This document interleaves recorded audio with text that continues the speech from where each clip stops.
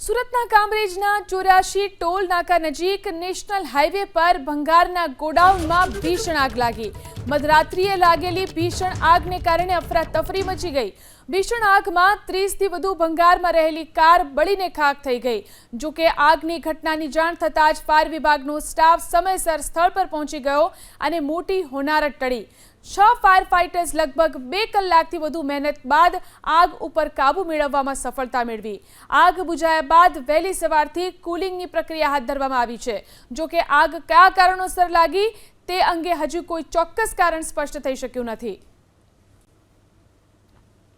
હોટલવાળાએ મને ફોન કર્યો કે આગ લાગી છે। પછી હું આવ્યો ત્યારે 4 ગાડી બળી હતી।